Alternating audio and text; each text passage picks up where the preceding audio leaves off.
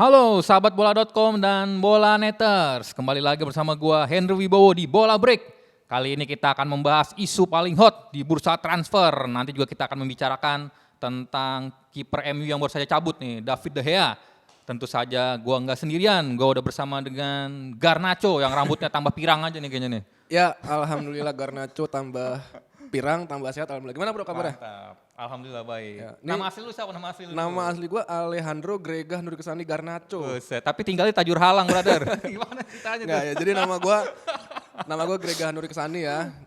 Kami berdua wartawan di bola.com dan kali ini mau bahas apa nih, brother? Ya, kita akan membukanya dengan topik paling hot. Siapa nih pemain yang pindah dan menurut lu paling wah gitu sejauh ini? Di bursa transfer musim panas 2023 ini ya, bro ya. Yoi. Menurut gua tuh yang paling hot menurut gua ya tetap Jude Bellingham. Jude yang Bellingham. dari Dortmund ke Real Madrid. Karena Iya. kenapa gue bilang paling hot? Satu, ada dua alasan. Yang pertama karena memang transfernya itu gede banget. Oh, iya. 105 untuk ukuran pemain seperti Jude. Mungkin nanti akan pecah ya sama Declan Rice mungkin.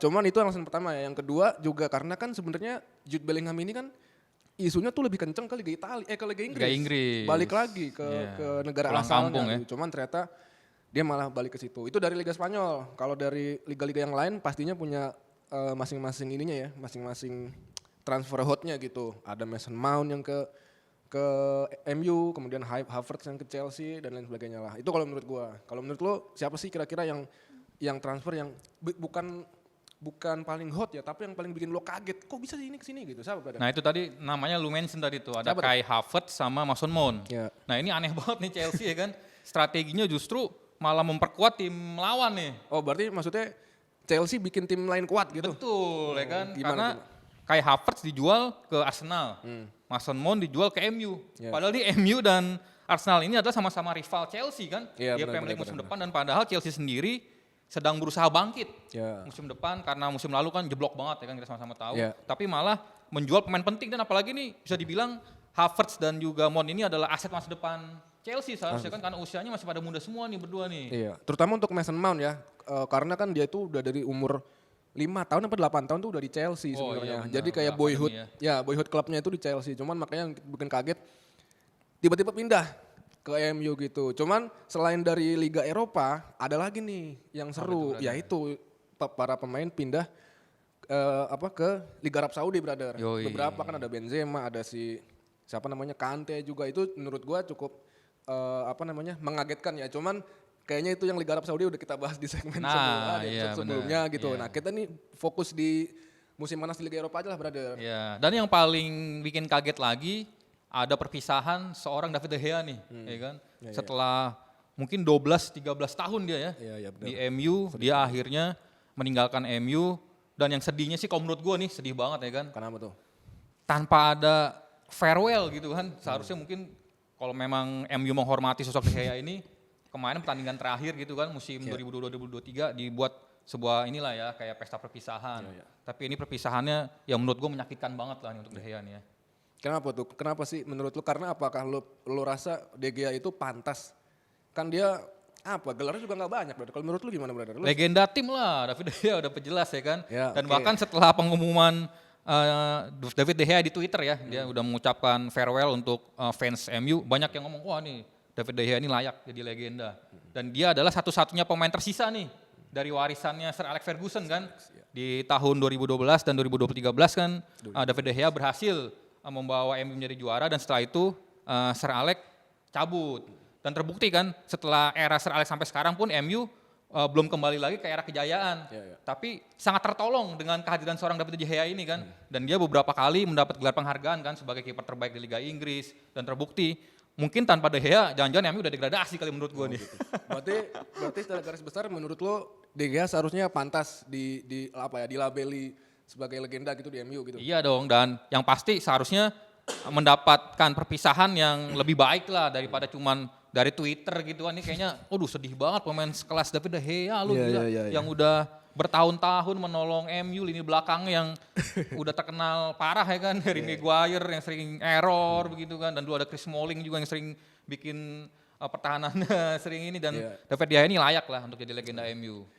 Kalau gue agak beda sih. Gue mungkin satu dari sedikit fans MU yang apa namanya? Lu fans MU emang?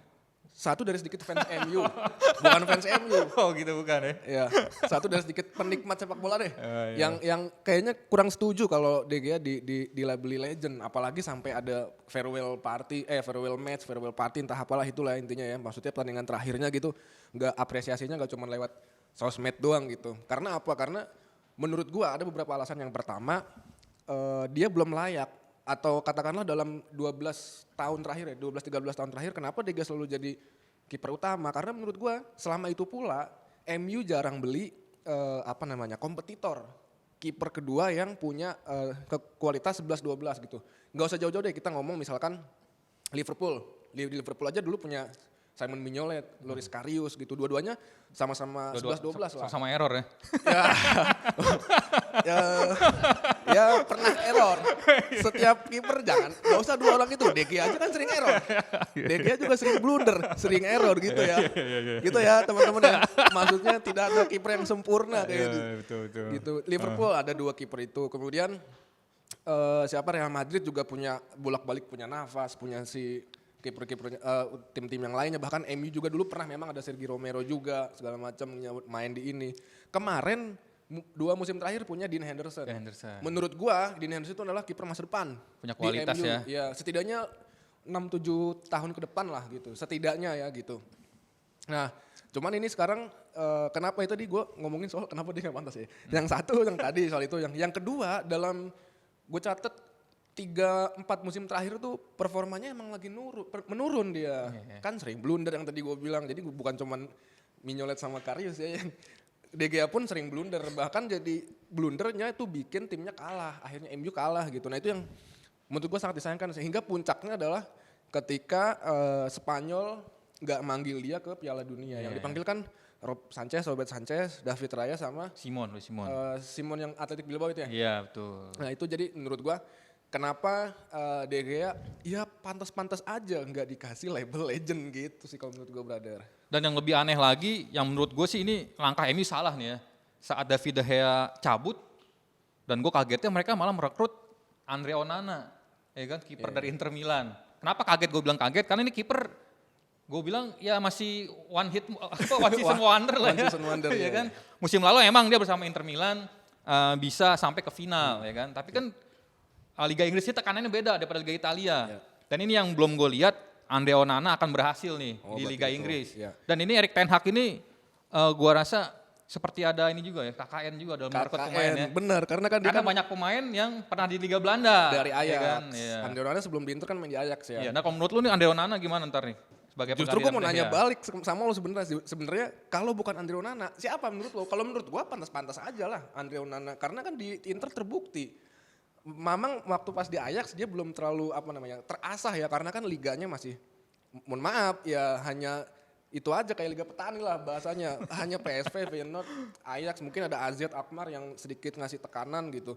Cuman ketika pindah ke Inter terbukti ya sedikit bisa konsisten lah, walaupun ya bisa sampai ke final, walaupun belum final Liga Champions, walaupun di Liga Italia belum bisa berbicara banyak terkait jadi apa enggaknya antar dia ke MU sebagai pengganti De Gea. Tekanannya beratnya bukan karena di liganya, tapi tekanan dari fans atau dari pundit, dari netizen yang pasti gue yakin bakal bandingin sama De Gea. Itu sih menurut gue tekanannya yang bakal dihadapi Andre Onana di MU musim depan. Dan itulah makanya yang gue bilang tadi, MU sebenarnya butuh kiper yang udah jadi. Ya kan seharusnya ada beberapa kandidat sih, seperti Courtois mungkin kan di Real Madrid. Kalau memang MU musim depan emang langsung ingin mengincar titel yang prestisius, mungkin Premier League atau bagaimana ya kan. Ya, brother, kita stop dulu. Kita akan lanjut di segmen kedua.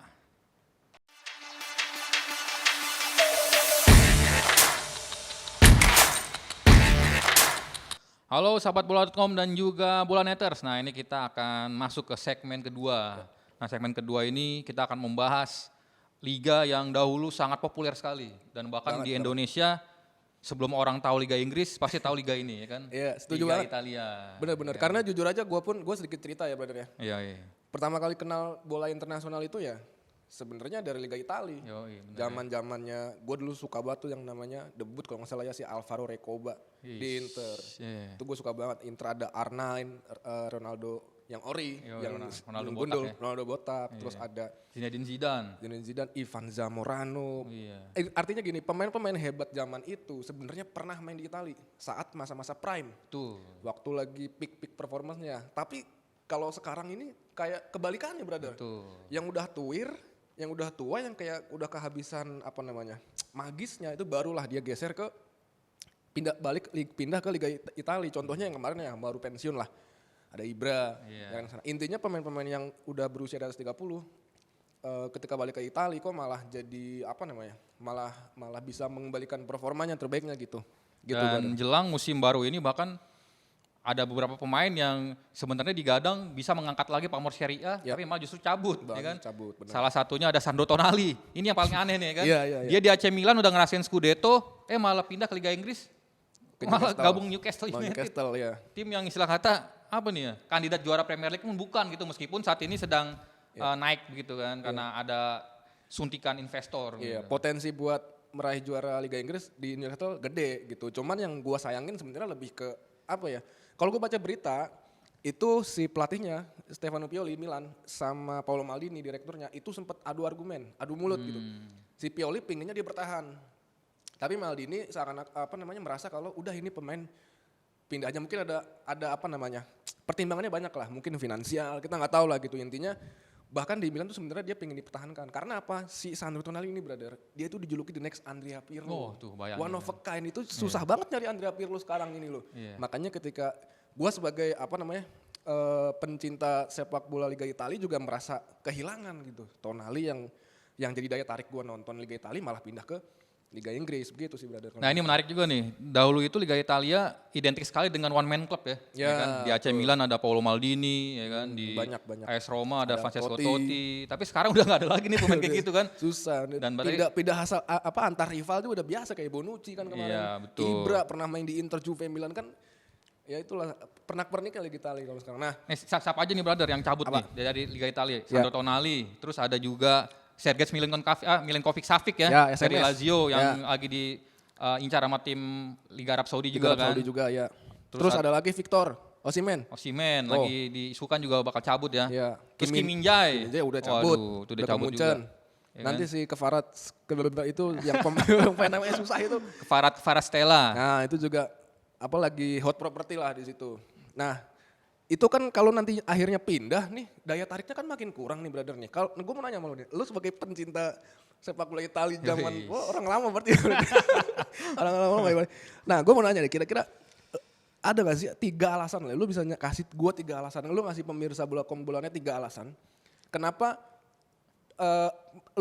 kita harus tetap nonton Liga Italia, brother. Dan yang pertama karena dengan banyaknya pemain bintang yang cabut ya, pasti akan ada bintang-bintang baru nih, ya kan, tentu kan. Satu. Dan salah satu gue contoh ya kan, Ya. kayak AC Milan kehilangan Sandro Tonali, dia beli Ruben Loftus-Cheek dari Chelsea, dan mungkin di Chelsea dia tidak terlalu bagus performanya, tapi kita siapa tahu di AC Milan justru bakal ini kan, meskipun namanya bisa dibilang pemain level B lah. Ya. level B lah gitu ya, grade B. tapi nanti mungkin bisa naik level lah ya kan di Liga Italia ini. Emang udah ada contohnya?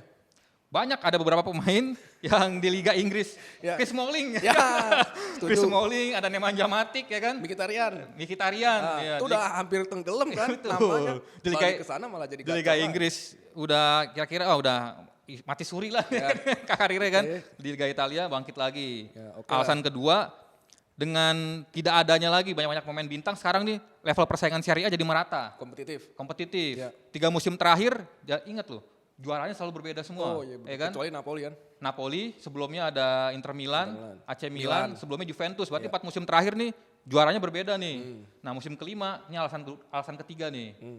Saksikan Jose Mourinho membawa AS Roma menjadi juara. Oh, jadi Itu lo- alasan ketiganya.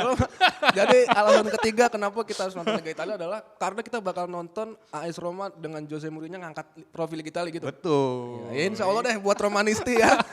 Nih prediksi dari brother Henry Mourinho, AS Roma bakal juara. Pastilah juara karena kan ada beberapa tim yang mengalami penurunan ini kan kompetitif lah ya kan. Iya, iya. Inter Milan juga banyak kehilangan pemain, AC Milan ada Sandro Tonali dan Juventus nih Juventus. yang lagi hot juga. Dia nggak tampil di kompetisi Eropa musim depan ya. Iya. Ya, coba lu terangin sedikit kenapa tuh dia bisa. Juventus tuh kayak anget ayam gitu. Maksudnya ada pemain-pemainnya jaminan mutu lah, tier 1 semua lah gitu. Cuman ada aja faktor-faktor non teknis yang bikin Juve akhirnya performnya underperform gitu. Dan musim kemarin kan dia harus turun ke peringkat berapa? 7 ya? 7 berarti. Peringkat 7 karena ada pengurangan poin karena ada pelanggaran finansial dan lain sebagainya lah. Nah, dan itu Juve bukan kali pertama sih. Sebelumnya kan ada skandal yang kita tahu lah. Calciopoli gitu. Nah, makanya kalau lu tanya kenapa Juventus tuh kayak anget-anget ayam karena kayak kentang itu kena tanggung aja. Juve tuh enak ditonton sebenarnya, pemainnya bagus. Kita semua tahu pemainnya kayak apa gitu. Sini gitu. Cuman ya akhirnya underperform karena banyak faktor-faktor yang non teknis. Tapi menurut gue satu, gue bukan die hard Juventus fans ya, gue bukan supporter. Cuman gue pengen dan mungkin banyak fans Juventus juga yang lain yang mungkin setuju sama gue. Banyak yang pengen pelatihnya tuh pergi tuh. Allegri Karena membosankan lah taktiknya ininya itunya segala, itu aja dari kemarin gitu. Udah menang 1-0 unggul, dia malah milih bertahan. Kayak gitu-gitu aja sih. Menurut gue gitu sih, brother. Ya kalau gue justru menilainya Juventus ini sebenarnya adalah potret kesuksesan dari Liga Italia loh. Jadi patut diingat tim ini adalah tim paling sukses jika kita hitungannya 10 tahun terakhir ya. Mereka hitungan gue 2 atau 3 kali masuk ke final Liga Champion. Dan mereka sempat lama menguasai Liga Italia juga. Dan sekarang saat Juventus sedang turun, terlihat juga kan pamor Liga Italia juga ikut turun kan saat ini kan. Dan Juventus ini bisa dibilang adalah tim yang paling modern juga di Liga Italia kan. Mereka sudah punya stadion sendiri dan ini adalah bukti sebenarnya Juventus ini adalah tim sebenarnya sebuah potret besar lah dari Liga Italia bahwa sebenarnya jika Juventus ini bisa berprestasi bagus, Liga Italia pun pasti akan naik lagi gitu kan. Berarti kemarin Inter nyampe ke final Liga Champions nggak bisa ngangkat pamor Liga Italia gitu belum? Dan terbukti kan meskipun banyak tim-tim Italia yang musim lalu ada sampai tembus jauh ya di Liga Champions, bahkan semifinal pun beberapa tim ada dari Serie A kan. Tapi ternyata malah banyak pemainnya yang hengkang dan ini membuktikan bahwa dari secara level ekonominya nih Liga Italia memang ada masalah nih kan. Oh gitu, berarti menurut lo yang bikin Liga Italia lagi ngedrop nih, ya itu karena salah satunya adalah faktor keuangan gitu. Betul. Banyak tim yang bangkrut ya gitu ya. Iya, dan bayangkan kan bahkan stadionnya aja beberapa tim masih harus menyewa ke kota masing-masing kan. Iya, kayak Roma dan Lazio masih satu kandang, Olimpico ya kan, sama-sama Olimpico. Di Italia, di Inggris kita sebagai contoh kan, gue perhatiin tidak ada kan tim yang bahkan satu kota, satu stadion gitu kan. Benar-benar. Ini kayak di ini ya, Torino dengan Juventus dulu ya kan. Iya, Torino dengan betul. Juventus di Turin, terus Milan dengan San Siro-nya. Tapi kenapa sih, brother, lu mungkin punya ini nggak, kenapa kalau di Liga Inggris banyak banget tuh investasi tuh, ya kan? Bahkan Liga Prancis aja si PSG-nya kan diinjek dana dari orang Arab gitu kan. Kenapa Liga Inggris itu tidak tertarik sih? Menurut lo apa sih di mata investor dari asing ini? Kayaknya Kalau di simpel Liga sih Italia apa tuh? banyak mafianya gitu. Banyak mafia. Oh, gue tahu kenapa. Banyak potongannya pungli lagi jangan-jangan ya. Takutnya gitu, ini gue mau masuk baru nyampe gerbang udah pungli aja gitu. Iya. Ya ini contoh besarnya aja. Apa tuh? Tim gue nih AS Roma nih, udah lama banget pengen bikin stadion baru. Tapi sampai sekarang tuh nggak terrealisasi karena memang izin dari pemerintah kota setempatnya ini susah banget gitu. Ini mirip-mirip Indonesia juga kayaknya nih. Oh gitu ya, jadi ya. Karena banyak mafianya. Mungkin bisa jadi. Ini bukan konspirasi, ini teori yang sangat bisa dipertanggungjawabkan. Iya. Tapi kalau lo di konteks mafia gue gak tahu ya. Ya Sorry para mafia ya. Aduh. Jadi, udah nih ya kita. Gila, banyak punglinya di sana. Oke, apalagi brother? Ya kayaknya kita udah cukup panjang nih ngobrolin. Iya, dari tadi dikodoin terus ya. Udah dikodein lu tadi 1 menit ya kan. Iya. Demikian obrolan kita pada kesempatan kali ini. Sampai jumpa di episode Bola Break berikutnya. Jangan lupa like, komen video ini, dan subscribe semua akun bola.com dan juga Bolanet di YouTube. Nantikan episode-episode seru lainnya hanya di Bola Break. Hanya di Bola Break. Sampai jumpa.